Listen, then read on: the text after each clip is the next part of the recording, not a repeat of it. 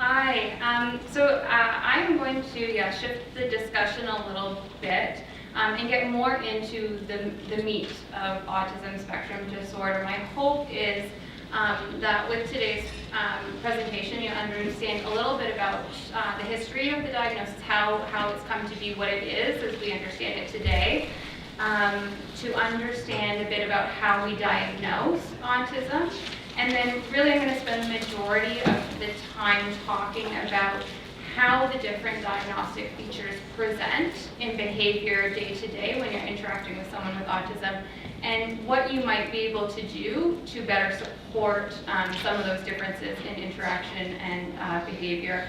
And just a quick question.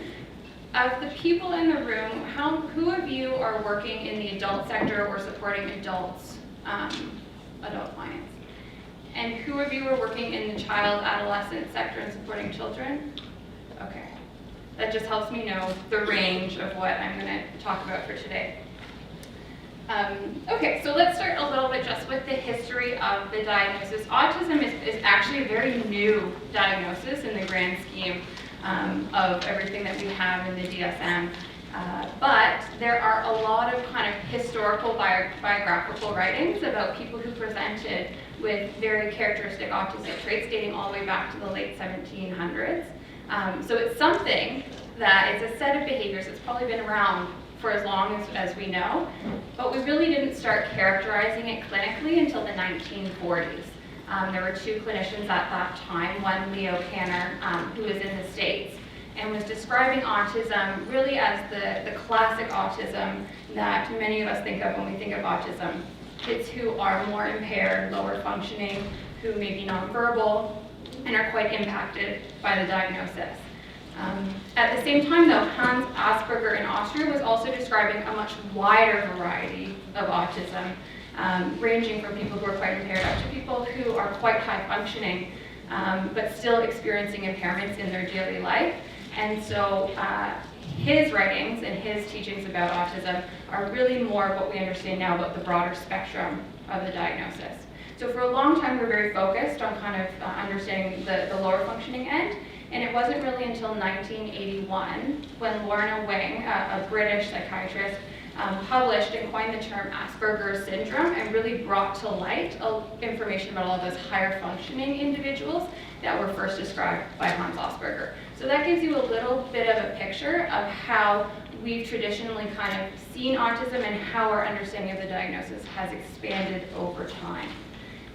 Coinciding with that, in the DSM, what we use to diagnose autism, in 1980 was the first time that diagnosis was actually included in the DSM. That's really not long ago, within all of our lifetimes for the most part. And at that time it was described as a triad of traits: people who have deficits in socialization, people who have communication language problems, and people who have challenging behaviors. And then over time, we started to adjust our understanding of the diagnosis, better understanding the range and the spectrum of impairments. And in DSM-4, the term Asperger's disorder was included along with a number of other ranges of diagnosis associated under what we called pervasive developmental disorders. And then most recently in 2013, the DSM-5 actually clustered all of those back together and said there are these two core underlying traits that we see common in autism: social communication challenges and repetitive and restricted behaviors, and that those exist across a range of levels of impairment. And instead of dividing that up, we're going to call it all autism spectrum disorder. So that's kind of where we sit now, and we're continuing to learn and develop our understanding of the diagnosis, and we'll probably continue to see changes in how we think about it through into the future. A little bit about prevalence estimates currently, because this is a big topic, and they've changed a lot as we've changed our understanding of the diagnosis. So global estimates of prevalence tend to range from about 1% to 3%. In North America, probably our best estimates come from the Center of Disease Control and Prevention. So they do prevalence data looking at rates of autism in 8-year-olds across the United States at in various locations. And what we've seen from 2000 through to 2014, there's been a big increase in our prevalence rates that we see. So in 2000, we were seeing rates of about 1 in 150 children, whereas now those studies are reporting about 1 in 59. A lot of people often have questions about that trend and increase. Largely, the research suggests that that increase is related to our growing awareness of the diagnosis, what it looks like in people, how it causes impairment, and we're more aware that we may need to refer for diagnosis. And it's also changed our clinical practice. There's better access to diagnostic assessments, improved screenings to kind of keep people early into the diagnostic process, and also those changes in our diagnostic criteria that have broadened the spectrum of what we view as ASD. Okay, so I'm going to shift a little bit now to start talking about the diagnostic criteria. And I want to kind of get you all thinking about, in your mind, maybe you have a picture of someone you work with ASD, maybe an image in popular culture. Really, the Rain Man, Dustin Hoffman, played an individual with ASD, and that was really the big foray into pop culture and the general public having a better picture of autism. And since then, there's been a lot of different advocates who have kind of become celebrities in the field, also other television characters who portray various kind of images of what autism looks like. And one of the things to keep in mind when you're thinking about these individuals is that each character really portrays only one manifestation of the type of autism. And that is indicative of some people who have ASD, but it's a really much broader picture than what you may see in just the Rain Man or just in Sheldon from the Big Bang Theory. So that's something to keep in mind, that although that can be a good template for you to think about what ASD looks like, it really is quite broader. Okay, so as I said, the ASD diagnosis really breaks down now into two different areas of traits. The first being social communication, and we look for three different categories of behaviors in social communication. One being nonverbal communication, gesturing, facial expression, eye contact, then social emotional reciprocity, engaging in back and forth conversation and things like that, and then interpersonal relationships, building and maintaining friendships, and things like that. I'm going to talk about these in more detail in a little bit. On the other side, we also have symptoms called restricted and repetitive behaviors, activities, and interests. So here we call these RRBs. These include things like repetitive behaviors, being very adherent to routines and rituals, having very fixated and intense interests, and having hyper or hyposensitivity to sensory stimuli. So again, I'm going to talk about all these in detail, but what I really want to highlight here is that there's such a range of different symptoms that an individual can present with. And they may not have all of these symptoms, or they may have different presentations of each of these symptoms, so it really highlights how variable the diagnosis can be. The other thing that we consider when we're diagnosing ASD is level of impairment. So when we talk about autism on a spectrum, we've got people who are more significantly impaired, and at one end, and people who are less impaired than the others. And then we've got people who aren't quite diagnosed with ASD, but maybe even have some traits in the general public. As I'm talking through this presentation, I encourage you to kind of listen and think, oh yeah, I have that part of it, or I have maybe that part of it.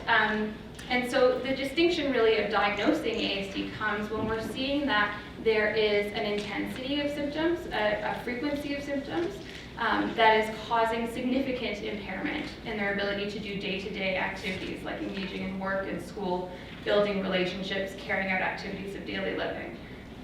And then when we consider the level of functioning that we might diagnose, we will state a level of functioning for both social communication skills and the degree of behavior.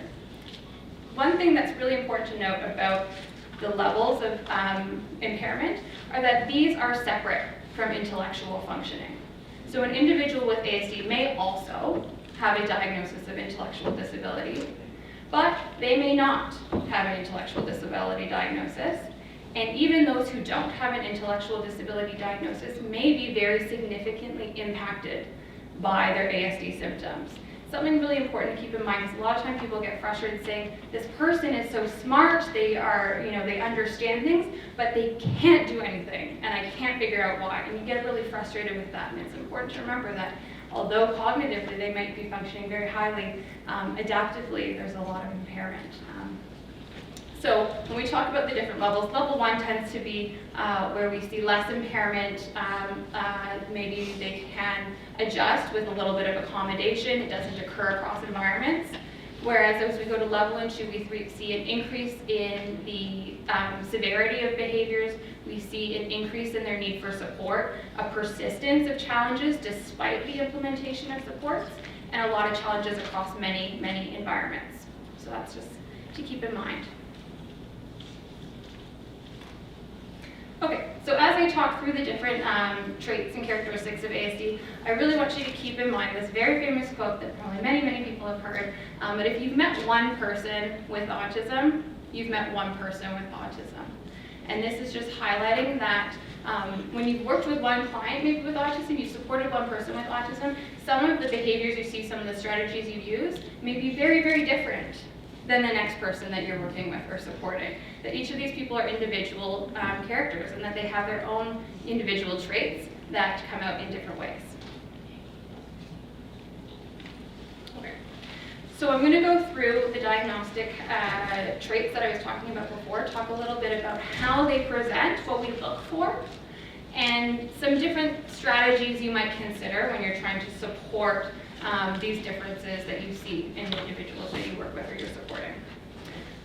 So the first in our social communication kind of range of traits is the nonverbal communication. As I said, this is things like eye contact, body language, gesturing. These things may all look different than you're used to seeing in a typical person that you interact with. There may be limited eye contact, limited gesturing, or it might be quite exaggerated and over the top. It also may not be integrated very well. So you may see that someone's kind of talking, but their face is quite flat affect and not expressing the emotion on their face, and that maybe their eye contact is there, but it's not quite nuanced the way that you would expect with a typically neurotypical person.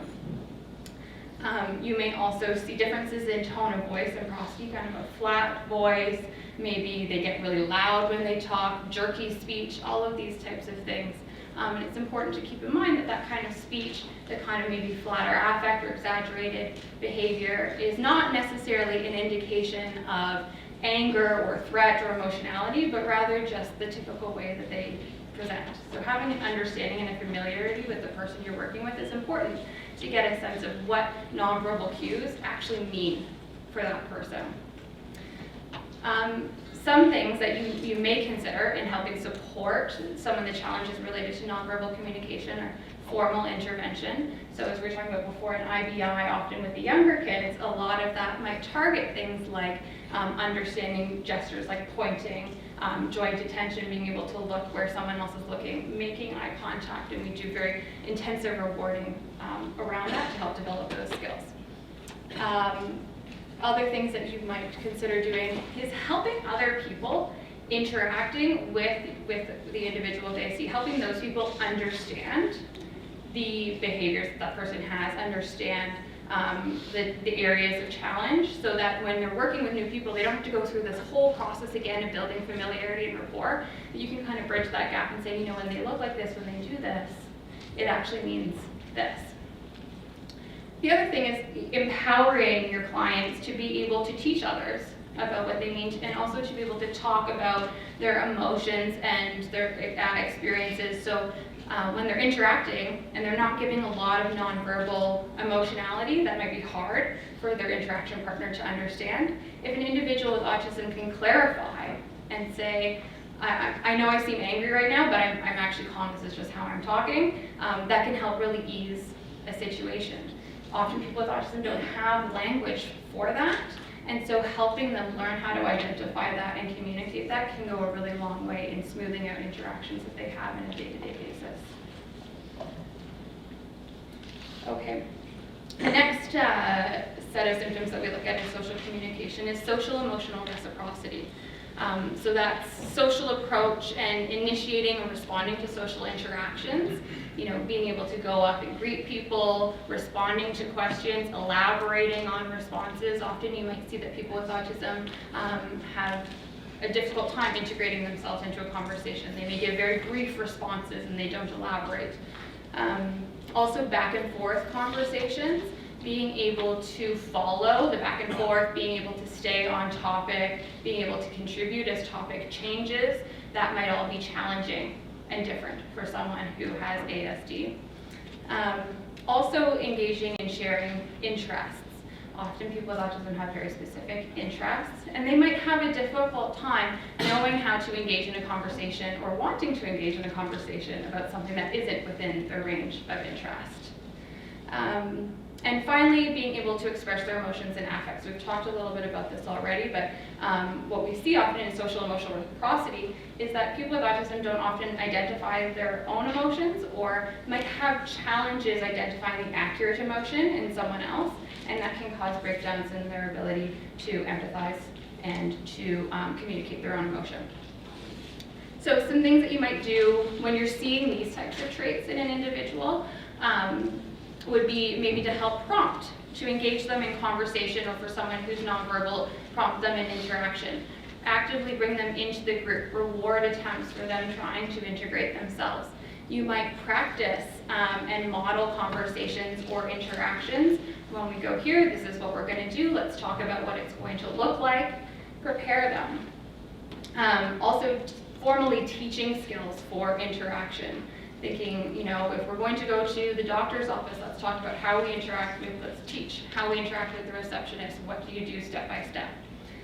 And also, again, educating them about their emotions, helping, and often this is something that I do in my role as a psychologist, is helping people with ASD identify their emotions, understand the keys in their body and in their lives that might be saying, you feeling this emotion, and then helping them find the language to express what they're thinking and feeling.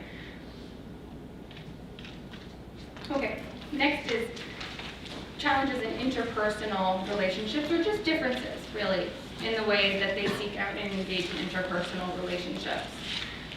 You may see that people with autism have different ways of adjusting their behavior to suit various social contexts. That understanding that when you're at home and interacting with your family members, different behaviors might be appropriate than when you're in a work environment and you're interacting, say, with your boss or your colleagues. Being able to play in younger children, engaging in the back and forth type of play, being able to follow rules of games and things like that doesn't always come as naturally. Being able to make friends, make acquaintances. Often there's a lot of questions about how a neurotypical person does that. That tends to not be as inherent to someone with ASD. They may have different ways of going about introducing themselves, which can sometimes cause them to seem abrasive or standoffish and withdrawn. So having that in mind can be really helpful. Also understanding the nature of different relationships. So often we'll see for people with autism, they have a different picture of what is a friend, what is a romantic partner, what is an acquaintance. I often work with people who will think every guy that they work with is their boyfriend. Everyone is their boyfriend, and so talking about what that means with them is important. Also, you may see in many people with autism that they have a different level of interest in other people. They may be more interested in spending time on their own. They may not be as curious. They may not notice people who come into the room. They may not be aware of you when you come in. They may not really care and prefer to stay on their own. So that's something important to consider too. So when you're supporting someone with these traits, there's, again, a number of things. Role play and practice can be really, really helpful. Talking about, okay, if you're going to go on a date, let's role play what would be appropriate and what would not be appropriate in different situations. Also helping them, again, prepare for new social situations where they're going to be interacting in a way. Often, because these are difficult skills for people with ASD, there's a lot of anxiety about the unpredictability of what's going to happen. So doing preparation beforehand can really help promote the likelihood of success when they go into a new social situation. Formally teaching skills can be really helpful as well.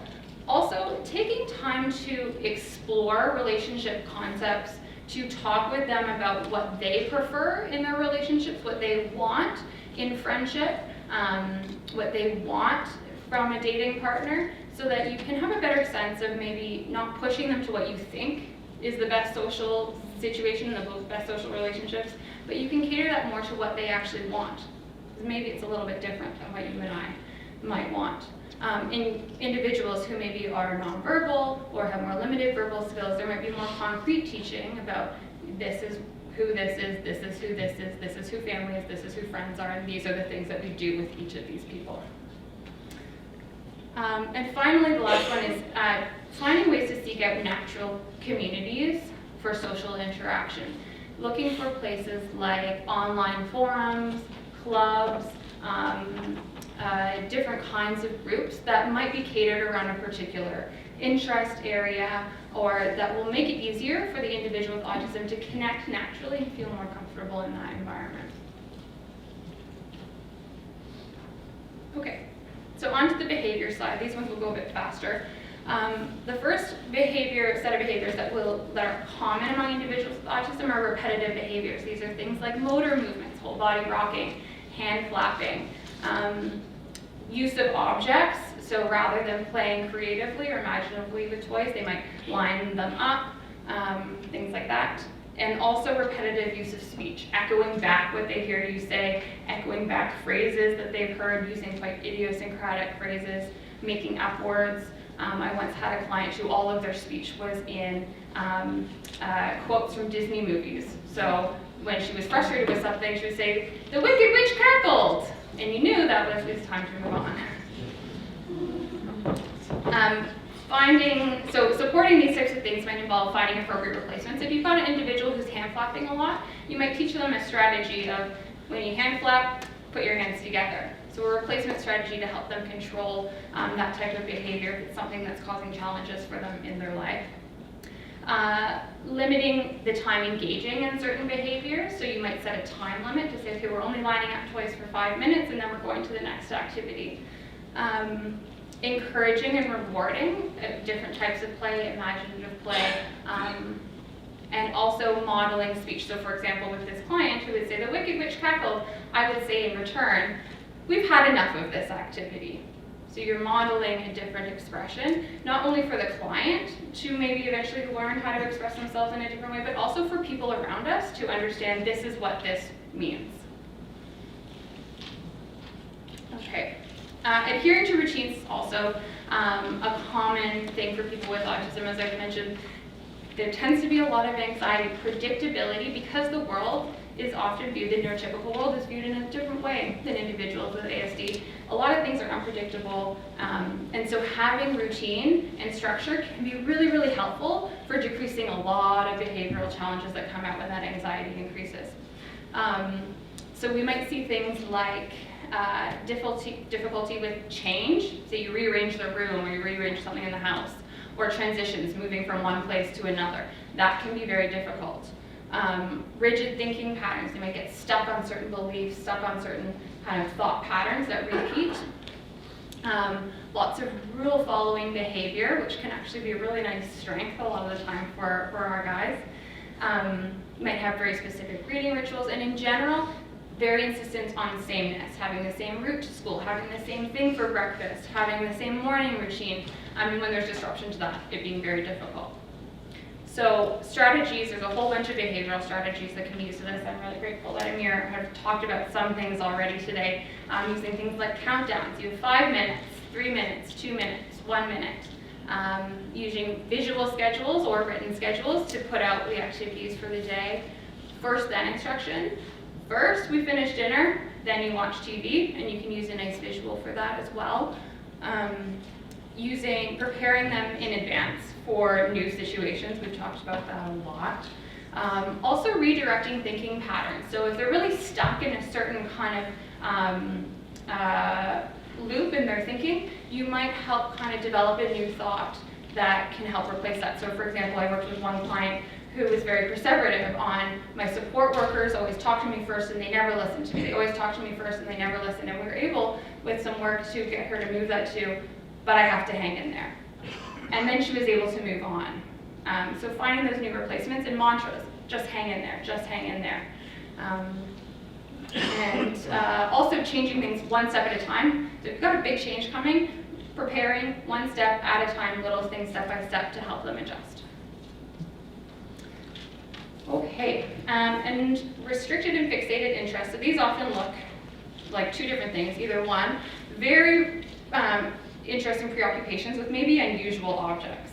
Like I once had a client who just collected locks, was like obsessed with going to antique shows to find various historical types of locks, different types of keys, all of that kind of thing.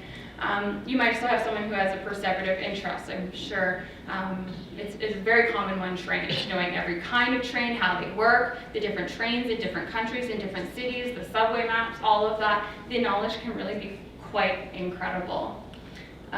So when you're supporting someone with this type of a behavior, one thing you might do is just develop the interest yourself. Be curious. You know, all of their life they're having to kind of adjust to us. Every now and then it might be nice just to show a little bit of interest in what they're really interested in. And it's a great way to build rapport and bond with someone when you really show a genuine interest in what they are interested in. Setting limits, you might use like a token system to say you get to talk about this 5 times a day, and when you're done with your tokens, that's it. Or setting a time limit. We might also use something I talk about, the interest box. So if they want to talk about something and it's not time to talk about it, they can write it down, put it in the box, and you bring the box out later in the day and you have talk time. Redirecting also to a different topic or activity. If they're really stuck on something, you might just need to change the environment, change the situation to get them on a new topic. And also using their interest to incorporating that into learning other activities that might be less interesting. If they have to write an essay, or if they have to put together a resume, maybe integrate some of their interest into that. Write an essay on space because you're so into space. Okay, finally, sensory sensitivities. So in this range, we may see hyposensitivity, so undersensitive to things, or we may see hypersensitivity, where they're very overstimulated by certain stimuli. This might look like indifference to pain, temperature, touch, adverse reactions to sounds. A loud sound might really set them off, or a certain texture, maybe they just want their clothes off all the time because the tags in the back are driving them crazy. Excessive smelling or touching of things. In many cases we might even see them seeking out feces to smell because the sensitivity is such a, because they're so underregulated, it really brings them up. Visual fascination with lights. You might see often they're kind of staring at the lights, maybe even staring at the corner of their eyes at lights, very distracted by light. And pressure, liking a good squeeze, liking an arm tickle to help regulate. So when you're working with someone with autism, often an assessment to look at their sensory needs can be very helpful to figure out what's going to over-arouse them and what's going to under-arouse them. It's something an occupational therapist will do. And then you can use different sensory strategies to help regulate in different environments. So if you know that they're going to be doing something that's going to generally really overstimulate them, you might give them some sensory stimulation before to help bring them down a little bit, and then again afterwards. You might also just want to consider the role of sensory stimuli in an environment. So if you're seeing someone escalate in behavior, think to yourself, are there things in this environment that are very overstimulating? Say you're going on an outing to the mall and your client is getting very worked up. Perhaps there's too much noise, perhaps the lights are very challenging. That's a good indicator that you need to change environment. And also limiting time in overstimulating. If you know you have to go somewhere that's going to be very overstimulating, maybe limit the amount of time that they have to be there. Okay, so I'm running a little short on time, so I'm going to go through this part really quickly just because there's a handful of other traits that, aside from our diagnostic criteria, that are important to keep in mind when you're working with someone with autism. The first being theory of mind, which is often colloquially talked about as cognitive empathy. It's the idea that we can understand what other people are thinking and feeling. And for people with autism, they often have challenges understanding that other people have different experiences, different thoughts, different emotions. And the result of that is that although they might be very emotionally empathic, they want to do the right thing, they want to care, they want to comfort, they misperceive the emotion or the thought or the situation and then react in a way that they perceive as happening but is not appropriate to the situation. So giving clear, direct instruction and description of what's happening can be helpful. Language is a common thing that's impaired for many people with autism. They may have a range of verbal skills from being nonverbal to very, very highly fluent. Also, a big area of challenge can often be using language and communication for social purposes. So the idea that, if you're working with someone who maybe has bad breath, you might say, hey, do you want a piece of gum? Whereas someone with autism might say, you have bad breath. So it's, again, not them trying to be rude, it's just they're quite direct, because using those social nuances that we often use in pragmatic language are more difficult for them. It's not natural. So keeping that in mind, that often people will say things and they're not trying to insult you or cause trouble. Also, executive functioning skills. These are the skills required for organization, planning, problem solving. They include things like working memory, cognitive flexibility, shifting from one task to the other, initiation, being able to start activities, inhibiting yourself from doing things. These are often, because of neurological differences, quite difficult for people with autism. And so they need more structure in their life to support these types of tasks, getting work done, engaging in a job. They might need more structure. And related to all of these, we often also see that emotional behavioral regulation is very difficult for people with autism. The world can be quite overwhelming. They don't have the same coping resources. They don't have the same understanding of their emotion and ability to process and express that. So it can result in behavior to communicate how overwhelmed they might feel, how upset they might feel, how withdrawn they might feel. And linked to that, then we also often see an increase in psychiatric comorbidity or dual diagnosis.